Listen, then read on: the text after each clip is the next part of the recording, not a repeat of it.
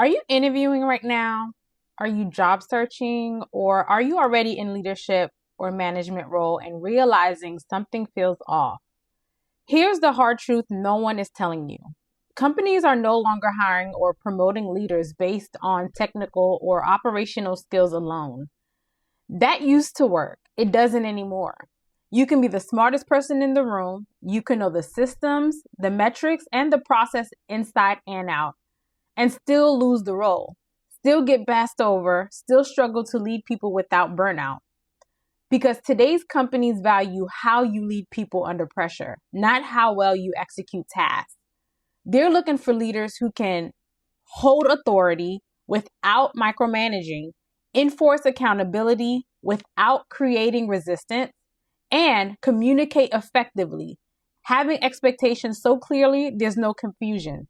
Reduce emotional labor instead of absorbing it, and make decisions without second guessing. Those are the leadership skills that separate promotable leaders from high performing employees who never advance. And most professionals don't fail because they lack talent.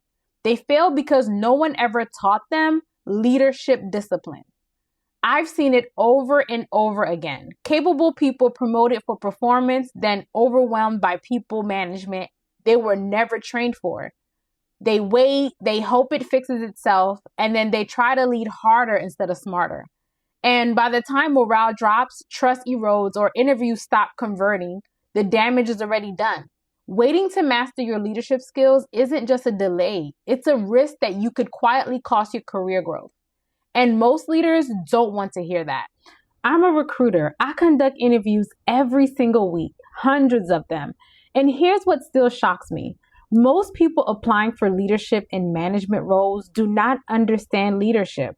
They understand tasks, they understand operations, and they even understand how to do the job. But when I ask how they actually run a team, silence, rambling, or buzzwords. And that's the moment I already know this person isn't getting a call back. I'm screaming for managers every day. Companies are desperate for leaders. But here's the part no one wants to hear. They are not desperate for unprepared leaders. Every day you postpone developing real authority and real accountability, you allow burnout, confusion, and turnover to grow in the background. Not loudly, not all at once, but slowly enough that you don't even notice it until it's everywhere. And while that's happening, your team's potential is eroding. Your patience is shrinking, and your sanity is getting tested daily. I want you to really sit with that, because most leaderships fail because they don't come from a bad intention. They come from delayed skill building. I've seen capable leaders get promoted because they were great at their job. They were reliable, they were smart, and they worked hard. And then everything fell apart once people management became their responsibility. Not because they were bad people, not because they didn't care, but because no one trained them to lead humans. They knew the work. They didn't know how to manage behavior, expectations, accountability, and emotions all the time. And that weight hits fast. Suddenly you're dealing with team drama, missed deadlines, people pushing boundaries, passive resistance, constant questions, emotional overload. And you're thinking, why does this feel harder than the job I was promoted for? Here's a question you need to ask yourself. If this is something that you feel may help, why are you still guessing? I created a free leadership assessment that identifies exactly where your leadership gaps are.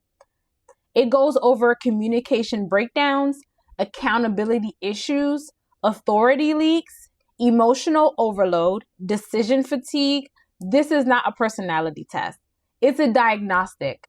It shows you why your leadership feels heavier than it should and why your current approach isn't producing the respect, results, or advancements you want.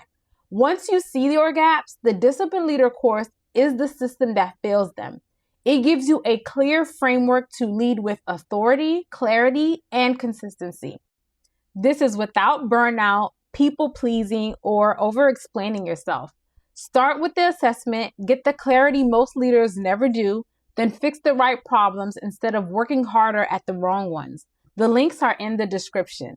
Now, here's the biggest mistake I see leaders make.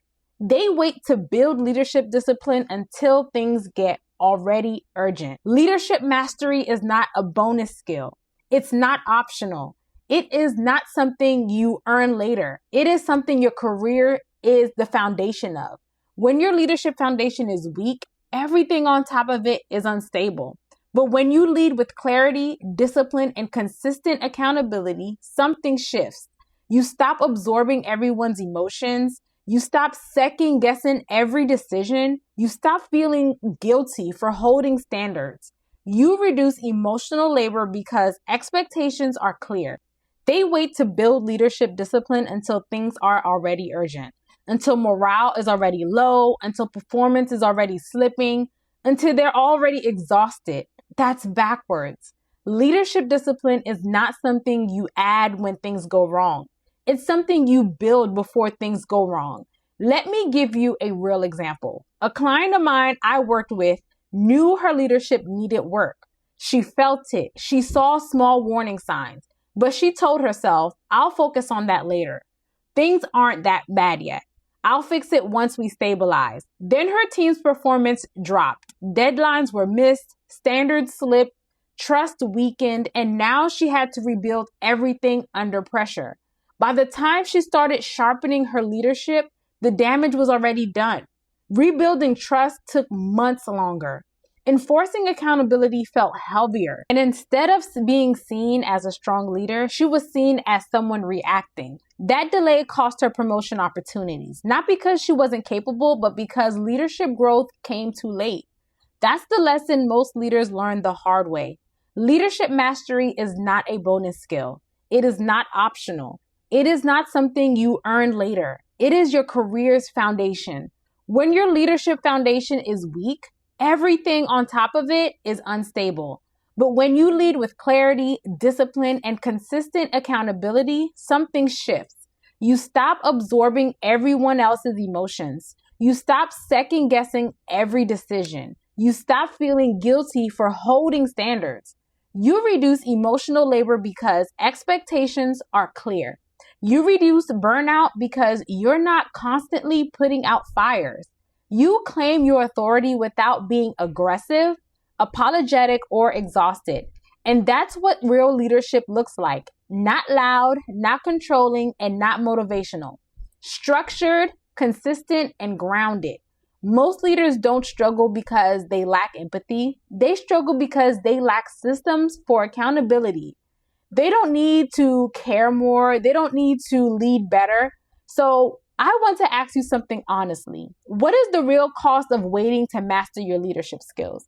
Is it the stress that you're feeling every Sunday night? Is it the frustration you carry home after work?